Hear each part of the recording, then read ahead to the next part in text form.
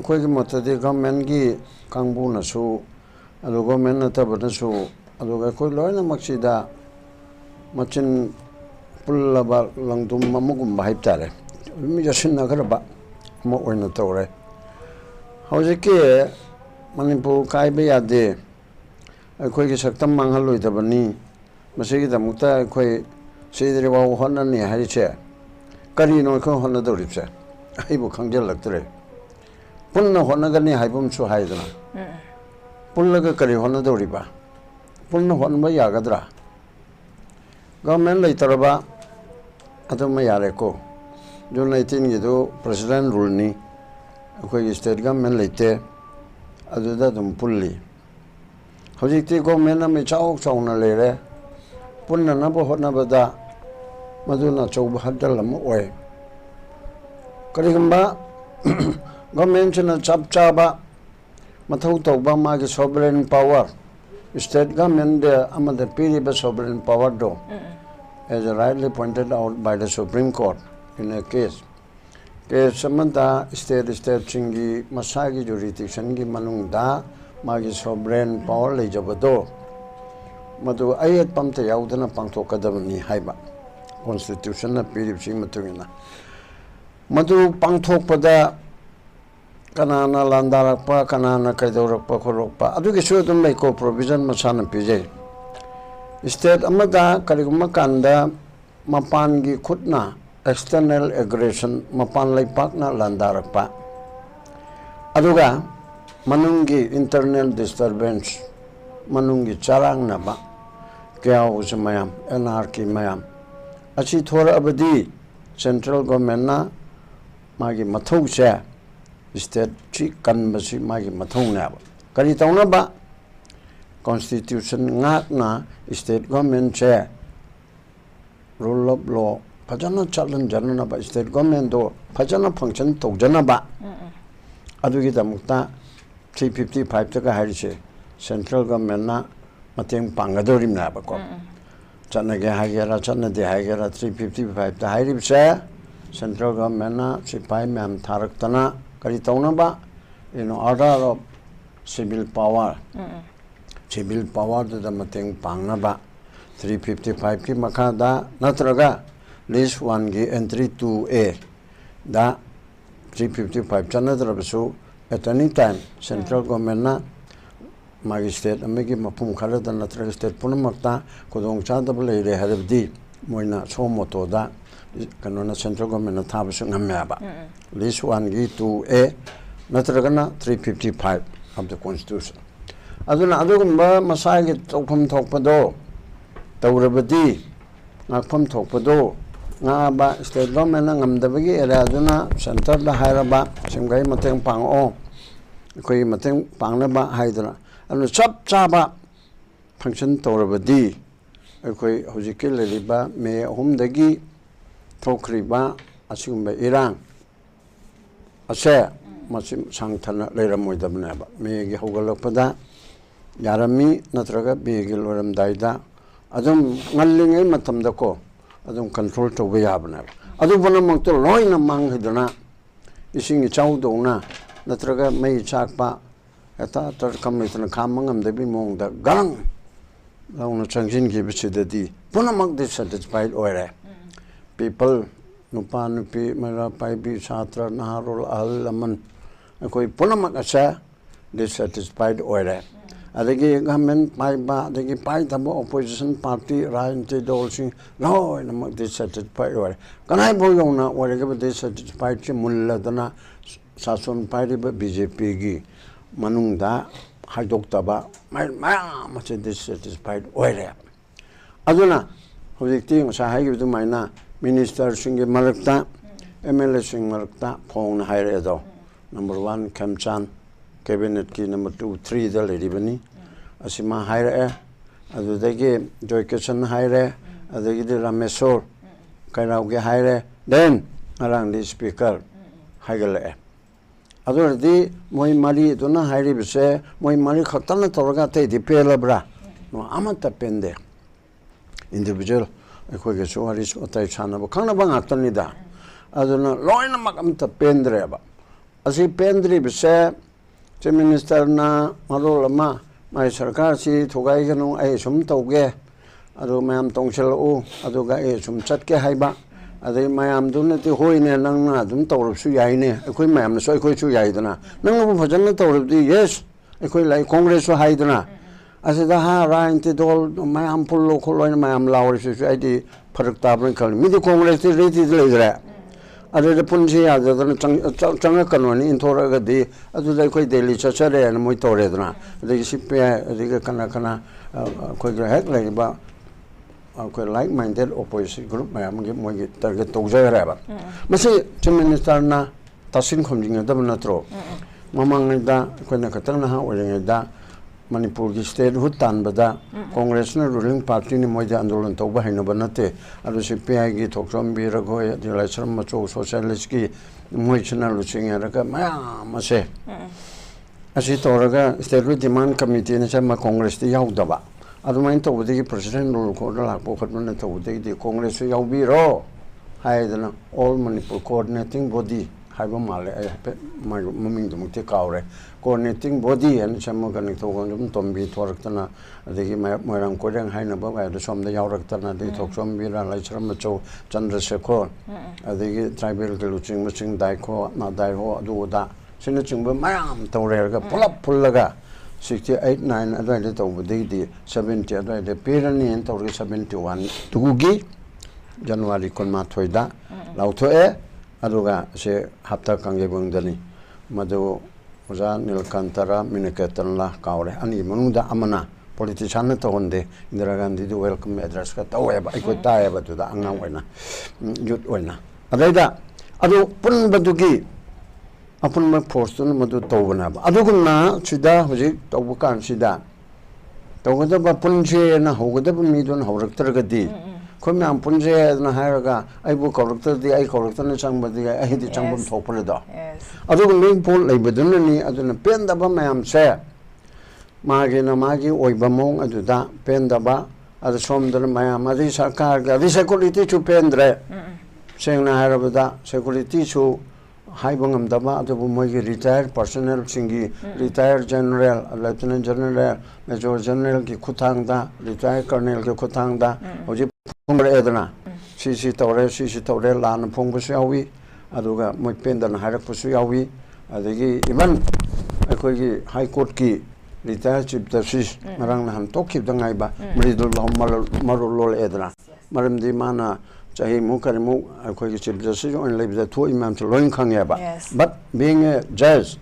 mana modam ta pibe adya ba, adu hojikti higher edna, as masjid President will to one of Parabjani, Natraga do no Parabjani, I know not a man, Hargalo, Yani, Hibanataba. Assume Magi Akanga Hay, intellectual circle de Gi, Lanmigi, Marategi Zazi, Marategi Aduga, a journalist Marategi Sumba, Maya, Momotoroktana, Han Badadi, Bayraga Chatpa, Metena La Lamba, Kukina Wang, Kalal Mado, Adu Hojiki, Kang Hadichum told Ednoko, or Machidi, Mapani Changapa Kanguna Tore. Haibisi jiki justice mirdol na bang khaire dana men mani ki changak pa asin khabe khara sadana koi ki Manipur thugai ba pamba kangbu kuki patta ba kangbu haibisi thugai ba pamba kangbu asiga loktuna ra ka tawbani haibisi mam chi tawre ba aduna adugumba tawri badu hojikti maya masin pen da masin amma gamaga daga muk bheli da Mete da harike ko ai goi di particular oina ai mete na ai naga ge nai ko ke ni pangan ge na hai kai jada bani Manipuri hainal jaram mani adubu hojik che khaidok halle eba aduna sigi manungda ko khara majority community ni hairi ba musin khardi yami dan ko mete na trang matra tro adu sigi maraga sida amuk ke hen tin da basina ba dissatisfaction je yes punna oimena ga da ba moina machet da waro ba somna machet da waro ba Hiding it on the Ashidako. I was going to Hojiki Lady Besida. I could curfew to the Redis Hasan to Wangam Dabako, number 1. The administration chair run through curfew.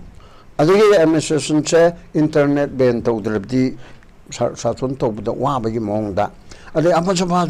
Arim Bakara, Hanato with the Gamu Hapchin the Redi, Amuchalai the Redi, Machi Gamin Chalai Bungam the Big Monda, Toreba. Sartre Singh मतम कक्तन थिंबायना हायरमिमि अद नहानदो अखोयना अखोयगे तराई चैसोगे legal case अमा थादना ngarangmak तौबा अदुदा ए अखोय लौथोकजरे खमा पंदिगी लौथोए हेदना हेक थाबदिगी पुंग खला लरगा लौथोए हेन तौबदिगी अदुबु लौथोए अदुजो कायम कोन लौथोगा अमुक थिंगा कदबरा खंगफोनते अदुदिगी last but not the least missing of Kamal Babu achau bapodama masigi area sina army ki cantonment haidros army ki campus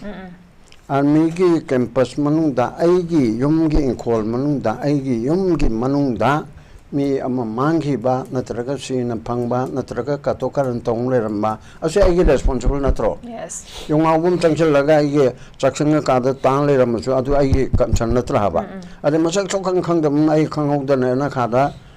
dalan makha da tangle ramone natraga lolamone adu aigi responsibility natro aduna ma'am सलोइन खांगरबनी army की अदुगे हमन फजगरबा discipline लेगरबा Indian army arm forces शक्ति लेगरबा अहुम मरी सुबगी मनुंग दे यावरबा अदुगा यंगनबा थेंगाइनबा पाकिस्तान थेंगाइनबा कारगिल की मतंग बांग्लादेश का ची इंडियन इंडियन आर्मी ना इंदिरा गांधी मतमदा अदुगे हमन थौना फगरबा हमन कनगरबा अदु हमन डिसिप्लिन लेगरबा थक्सी खासिन नाइगरबा अदुना मोइगी कैंपस मनुंगदा लोग कनोदुदा इरगा सुचंगिबा अदगा आइना ताबदा अखोगी सीसीटीवी यांखै मंगा मफमदुदा चलुबा आर्मी का बड़ी बिता सानबा मीसिंगदगी हाइतारे यांखै मंगा हैना लेरबा चंगी बदु खंगरबा थोरकपदुदी खंगदरबा अदुदी मनुंग अदुदा लेरबोदी मसिगी रेस्पोंसिबिलिटी से सेल goes to the 57 mountain division अदुना हानमगी लोरमदाइसिदा अखोगी मसे स्टेट की चीफ मिनिस्टर ने चाव पिक पिक वातो सेंट्रल प्रोसेस वर्गा स्टेट की चीफ मिनिस्टर ने कोबंगम दे हाइब लेते माना जम हाइब आइगी स्टेट लेब नत्रो आइगी गमसिदा आइबु ngang सरकार ने पीर इमनिने अदोरदि आइ कमांडर अंत लाव कनम तगा सिदा नोय अवांग थंगमसिदा नोय मी मा योंगाउर ताले नाउते यंगो हाइबि आइना हाइबि याबा अदुगुमना लना आइगे एस्कोर्ट पीरेन खलोना और एस्कोर्ट की तोलब नोलम चाब थकपा आ सोम स्टेम ने तोर कदिनेबा अदुर बाउदा आइगे द लेबनिना ए नंग सोन मै तोरिबु करिगनो सिम सिम तोरगनो से आई हैव पेसे आइगे से लेबा अदुना जोसी 57 माउंटेन डिवीजन असे माय सेक्रेटरी में कोरल वेरे honourable chief minister is desire to have a cup of tea को चीफ मिनिस्टर ऑफिस अंगता लापे चल कनी अदु तोरगा कमाई तोनु करि तोनु तोगदम अदु नतन चुमनेगी चीफ मिनिस्टर तोगे बदुबु फत्ते हाइबा नते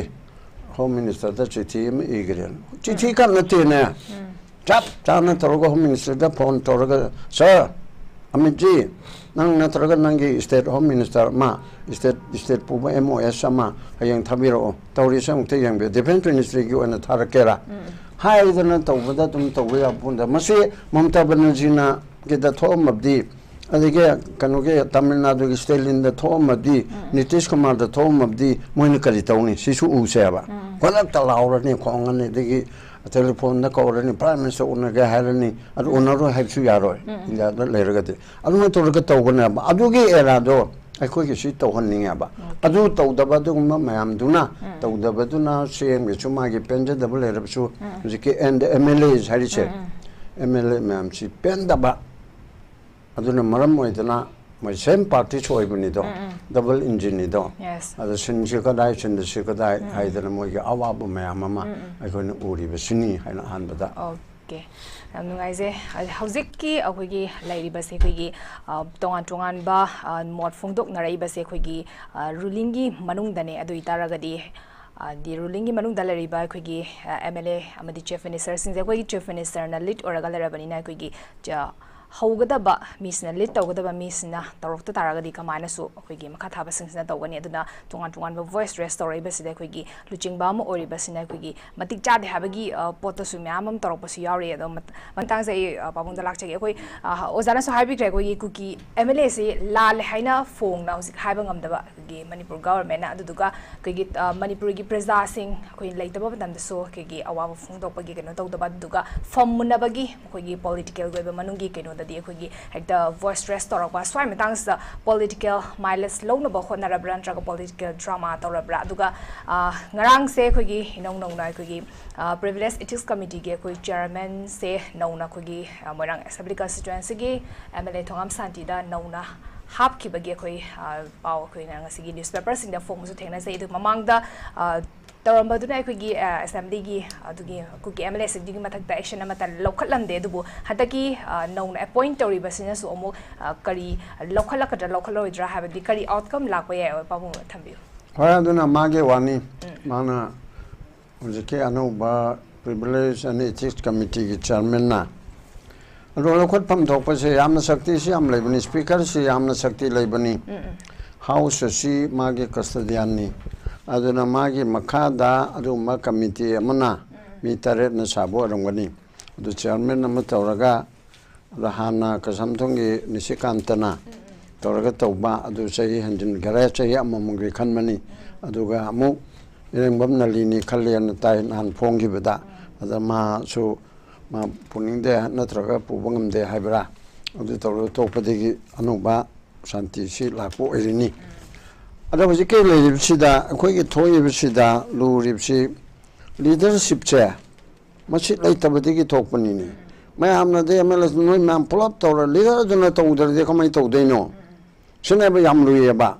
ꯅꯔꯦꯟꯗ꯭ꯔ ꯃꯣꯗꯤꯅ ꯂꯦꯡꯗ꯭ꯔꯗꯤ BJP ꯑꯗꯨꯝ ꯁꯤꯔꯦ ꯅꯔꯦꯟꯗ꯭र ꯃꯣꯗꯤꯅ ꯂꯦꯡꯕꯗꯒꯤ ꯍꯤꯡꯉꯦ ꯍꯧꯖꯤꯛꯀꯤ ꯗꯦꯃꯣꯀ꯭ꯔꯦꯁꯤ ꯍꯧꯖꯤꯛꯀꯤ BJPꯒꯤ ꯁ꯭ꯇꯥꯏꯜꯁꯤꯗꯤ ꯂꯤꯗꯔꯁꯤꯞꯁꯤꯗ ꯋꯥꯟ ꯃꯦꯟ ꯂꯤꯗꯔꯁꯤꯞꯁꯤꯗ ꯄꯤꯊꯣꯛꯄ ꯑꯣꯇꯣꯀ꯭ꯔꯦꯠ ꯇꯧꯕꯒꯤ ꯁ꯭ꯇꯥꯏꯜ ꯑꯃ ꯇꯧꯋꯦꯕ ꯑꯗꯨꯅ ꯃꯅꯤꯄꯨꯔꯒꯤ ꯑꯣꯅꯔꯦꯕꯜ ꯆꯤꯐ ꯃꯤꯅꯤꯁꯇꯔꯅ ꯀꯔꯤꯒꯨꯝꯕ ꯑꯃꯠꯇ ꯂꯦꯡꯗ꯭ꯔꯕ ꯃꯌꯥꯝꯗꯨꯅ ꯂꯦꯡꯉꯨꯕ ꯌꯥꯔꯣꯏꯕ ꯂꯨꯔꯤꯕꯁꯦ ꯅꯠꯇ꯭ꯔꯒꯗꯤ ꯑꯜꯇꯔꯅꯦꯇꯤቭ ꯇꯣꯛꯄ ꯇꯥꯕ ꯑꯗꯨ ꯇꯣꯛꯄꯒꯤ ꯊꯧꯅꯥꯁꯨ ꯑꯃꯨꯛ ꯂꯩꯇꯕ ꯑꯗꯨꯗꯤ ꯅꯪꯒꯤ ꯂꯤꯗꯔꯁꯤꯞꯁꯦ ꯑꯩ ꯊꯥꯖꯗ꯭ꯔꯦ ꯍꯥꯏꯗꯅ ꯃꯌꯥꯝ ꯑꯃ MLA 10ꯁꯤ ꯃꯅꯨꯡꯗ BJPꯒꯤ 8ꯅꯤ ꯃꯤꯅꯤꯁꯇꯔ 2 ꯌꯥꯎꯔꯤꯕꯅꯤ ꯁꯤ ꯇꯧꯍꯣꯏꯔꯤꯕ꯭ꯔꯣ ꯁꯤ ꯃꯣꯏ ꯃꯅꯨꯡꯒꯤꯅꯦꯅ ꯍꯥꯏ ꯌꯥꯕ꯭ꯔꯥ ꯁꯤ ꯂꯣꯗ ꯌꯥꯔꯤꯕ꯭ꯔꯥ ꯃꯤ ꯃꯟꯇ꯭ꯔꯤ ꯑꯃꯅ ꯑꯩꯒꯤ ꯀꯦꯕꯤꯅꯦꯠ ꯑꯩꯒꯤ ꯂꯦꯖꯤꯁꯂꯦꯆꯔ ꯄꯥꯔꯇꯤ BJPꯁꯤ ꯃꯅꯤꯄꯨꯔ ꯀꯥꯏꯍꯜꯂꯣꯏ ꯍꯥꯏꯕꯅꯤꯗꯅ ꯃꯥꯁꯨ ꯀꯣ ꯑꯗꯨꯗꯤ ꯃꯅꯤꯄꯨꯔ ꯀꯥꯏꯍꯟꯕ ꯌꯥꯗꯦ ꯃꯅꯤꯄꯨꯔꯒꯤ ꯏꯟꯇꯦꯒ꯭रिꯇꯤ ꯉꯥꯛꯀꯅꯤ ꯏꯟꯗꯤꯌꯥꯒꯤ ꯏꯟꯇꯦꯒ꯭रिꯇꯤ ꯉꯥꯛꯀꯅꯤ ꯌꯨꯅꯤꯇꯤ ꯉꯥꯛꯀꯅꯤ ꯍꯥꯏꯕꯁꯤꯗ ꯄꯥꯔꯇꯤꯅ ꯂꯧꯕ ꯁ꯭ꯇꯦꯟ ꯅꯠꯇꯕꯗ ꯂꯦꯖꯤꯁꯂꯦꯆꯔ ꯃꯦꯝꯕꯔ 8 ꯃꯤꯅꯤꯁꯇꯔ 2 ꯌꯥꯎꯅ ꯃꯁꯤ ꯒꯃꯦꯟꯒꯤ ꯃꯥꯌꯣꯛꯇ ꯊꯕꯛ ꯇꯧꯕꯁꯦ ꯁꯤ ꯌꯥꯕ꯭ꯔꯥꯅꯦ ꯌꯥꯅꯍꯟꯕꯗ ꯑꯩꯈꯣꯏꯅ ꯑꯗꯨꯗ ꯍꯥꯏꯅ ꯁꯤ ꯌꯥꯐꯝ ꯊꯣꯛꯇ꯭ꯔꯕꯅꯤ ꯀꯔꯤꯒꯤꯅꯣꯗ ꯒꯃꯦꯟ ꯄꯥꯏꯕꯗ ꯃꯟꯇ꯭ꯔꯤ 12 ꯂꯩꯕꯗ ꯃꯟꯇ꯭ꯔꯤ 2ꯅ ꯑꯦꯟꯇꯤ ꯒꯣꯔꯃꯦꯟ ꯑꯣꯏꯔꯦ ꯃꯟꯇ꯭ꯔꯤ ꯑꯣꯏꯅ ꯃꯗꯨ ꯆꯥꯝꯃ ꯃꯅꯨꯡꯗ 13%ꯅꯤ 16% of the government-ꯁꯤꯅ ꯆꯥꯝꯃ ꯑꯣꯏꯕꯗ 16%ꯁꯦ ꯑꯦꯟꯇꯤ ꯒꯣꯔꯃꯦꯟ ꯑꯣꯏꯌꯦꯕ ꯃꯤꯅꯤꯁꯇꯔ ꯑꯣꯏꯕꯗꯀꯣ ꯑꯗꯨꯗꯒꯤ ꯑꯦꯁꯦꯝꯕ꯭ꯂꯤꯗ ꯃꯤ 60 ꯂꯩꯕꯗ ꯃꯣꯏ 10 ꯑꯁꯤꯅ ꯑꯃꯨꯛ ꯒꯃꯦꯟꯒꯤ ꯃꯥꯌꯣꯛꯇ ꯂꯩꯔꯦꯕ ꯁ꯭ꯇꯦꯠꯀꯤ ꯃꯥꯌꯣꯛꯇ ꯃꯣꯏꯁꯤꯁꯨ ꯑꯃꯨꯛꯀ 16% ꯇꯥꯏꯌꯦꯕ ꯆꯥꯝꯃ ꯃꯅꯨꯡꯗ 13 ꯃꯤꯌꯥꯝꯒꯤ ꯔꯤꯄ꯭ꯔꯖꯦꯟꯇꯦꯇꯤꯞꯇ ꯆꯥꯝꯃꯒꯤ ꯃꯅꯨꯡꯗ 13ꯅ ꯑꯦꯟꯇꯤ ꯒꯚꯔꯟꯃꯦꯟ ꯑꯦꯟꯇꯤ ꯃꯅꯤꯄꯨꯔ ꯑꯗꯨꯒ ꯁꯥꯁꯣꯟ ꯄꯥꯏꯕ ꯃꯟꯇ꯭ꯔꯤ 12ꯒꯤ ꯃꯅꯨꯡꯗ ꯃꯟꯇ꯭ꯔꯤ 16%ꯅ anti government what is this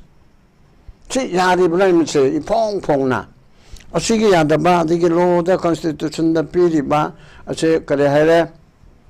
cabinet ꯃꯤꯅꯤꯁꯇꯔꯁꯤꯡꯁꯦ ꯃꯣꯏꯒꯤ ꯔꯦꯁꯄꯣꯟꯁꯤꯕꯤꯂꯤꯇꯤ ꯀꯂꯦꯛꯇꯤꯚ ꯔꯦꯁꯄꯣꯟꯁꯤꯕꯤꯂꯤꯇꯤꯅꯦꯕ ꯀꯂꯦꯛꯇꯤꯚ ꯔꯦꯁꯄꯣꯟꯁꯤꯕꯤꯂꯤꯇꯤ ꯍꯥꯏꯕꯗꯤ ꯑꯩꯈꯣꯏ ꯂꯩꯔꯤꯕ 13ꯁꯤꯗ ꯑꯩꯈꯣꯏ ꯃꯔꯤꯗ ꯍꯥꯏꯔꯁꯤ ꯀꯅꯥꯒꯨꯝꯕ ꯑꯃꯅ ꯐꯠꯇꯕ ꯑꯃ ꯇꯧꯔꯛꯄꯗ ꯑꯗꯣ ꯑꯩꯈꯣꯏ ꯄꯨꯂꯞ ꯆꯦꯟꯊꯒꯗꯕꯅꯦꯕ ꯑꯗꯨꯅ ꯐꯠꯇꯕ ꯇꯧꯔꯦ ꯍꯥꯏꯕꯒꯤ ꯄꯥꯎ ꯐꯪꯂꯛꯄꯗ ꯃꯤ ꯍꯥꯠꯂꯨꯔꯦ ꯃꯟꯇ꯭ꯔꯤ ꯑꯃꯅ ꯅꯠꯇ꯭ꯔꯒ ꯄꯩꯁꯥ ꯆꯥꯔꯨꯔꯦ ꯅꯠꯇ꯭ꯔꯒ ꯅꯨꯄꯤ ꯔꯦꯞ ꯇꯧꯔꯨꯔꯦ ꯍꯥꯏꯕ ꯑꯣꯏꯔꯗꯤ ꯃꯥꯕꯨ ꯈꯨꯗꯛꯇ ꯂꯧꯊꯣꯛꯄ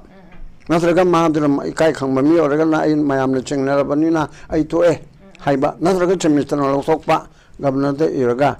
ꯑꯗꯨꯒꯤ ꯄꯣꯠ ꯑꯗꯨ ꯇꯧꯒꯗꯕꯅꯦꯕ ꯑꯗꯨꯁꯨ ꯇꯧꯗꯕ ꯑꯗꯨꯅ ꯃꯀꯣꯛꯅ ꯇꯧꯗꯕꯁꯤꯅ ꯈ꯭ꯋꯥꯏꯗꯒꯤ ꯍꯧꯖꯤꯛ ꯃꯌꯥꯝꯁꯦ ꯄꯨꯟꯕ ꯆꯤꯐ ꯃꯤꯅꯤꯁꯇꯔ ꯍꯥꯏꯗꯅ ꯌꯥꯔꯣꯏꯌꯦ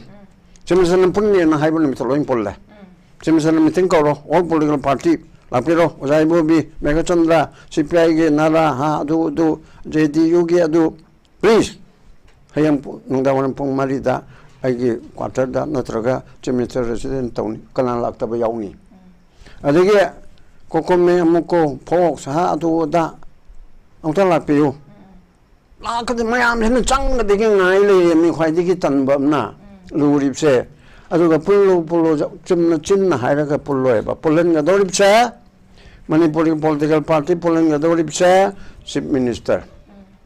ꯃꯥꯅ ꯇꯧꯔꯒ ꯄꯨꯟꯒꯅꯤ ꯀꯣꯡꯒ꯭ꯔꯦꯁꯅ ꯍꯥꯏꯔꯨꯕꯗ ꯌꯥꯗ꯭ꯔꯦꯗꯅ ꯑꯗ ꯑꯃꯅ ꯍꯥꯏꯔꯨꯕ ꯌꯥꯗ꯭ꯔꯦꯗꯅ ꯀꯣꯡꯒ꯭ꯔꯦꯁꯅ ꯁꯤꯄꯤꯑꯥꯏꯅ ꯇꯧꯔ ꯃꯣꯏꯈꯩꯒꯤ ꯄꯨꯜꯂꯦꯗꯅ ꯑꯁꯤ ꯄꯨꯟꯁꯤꯟꯅꯕꯗꯤ ꯆꯤꯞ ꯃꯤꯅꯤꯁꯇꯔꯅ ꯍꯥꯏꯔꯛꯇ꯭ꯔꯗꯤ ꯌꯥꯔꯣꯏꯕ ꯑꯗꯨ ꯑꯣꯏꯔꯗꯤ ꯁꯤꯁꯨ ꯑꯩꯈꯣꯏꯅ ꯈꯪꯒꯗꯕꯅꯦꯕ ꯑꯁ ꯅꯣꯏ ꯃꯈꯩ ꯄꯨꯟꯗꯦ ꯑꯃꯒ ꯂꯥꯎꯅꯗꯅ ꯂꯥꯎꯅꯗꯦꯅꯦ ꯑꯩꯅ ꯀꯣꯡꯒ꯭ꯔꯦꯁꯀꯤ ꯑꯃꯒꯤ ꯑꯣꯄꯣꯖꯤꯁꯟꯒꯤ ꯃꯆꯪ ꯅꯠꯇꯦ ꯃꯣꯏꯗꯤ ꯗꯦ ꯑꯥꯔ ꯔꯦꯗꯤ ꯀꯧꯔꯛꯄꯗ ꯆꯪꯉꯒꯦ ꯍꯥꯏꯗꯅꯀꯣ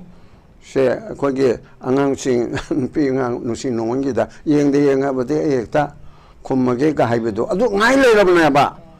ꯑꯁꯤ ꯇꯧꯕꯤꯔꯛꯇꯦ ꯑꯗꯨꯒ ꯄꯨꯜꯂꯨ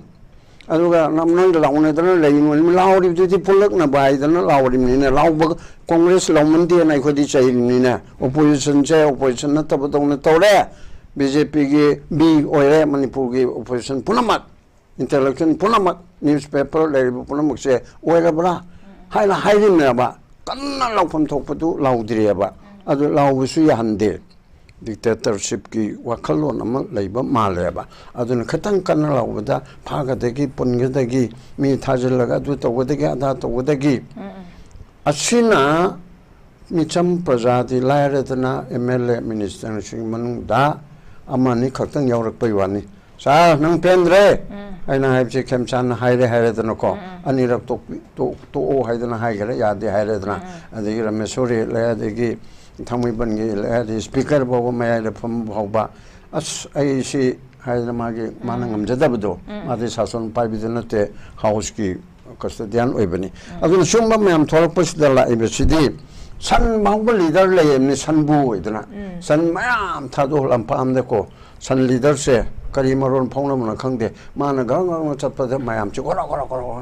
ꯁꯂꯨꯠ ꯇꯥꯟꯅꯕ ꯍꯥꯏꯅ ꯑꯃ ꯑꯗꯩ ꯃꯔꯛꯇꯒ ꯊꯠꯇꯅ ꯇꯧꯔꯦꯗꯅ ꯌꯥꯔꯣꯏ ꯀꯥꯏꯊꯣꯛꯑꯒꯅꯦ ꯃꯌꯥꯝ ꯃꯔꯛꯇ ꯆꯦꯡꯉꯤ ꯍꯨꯏ ꯐꯥꯎꯕ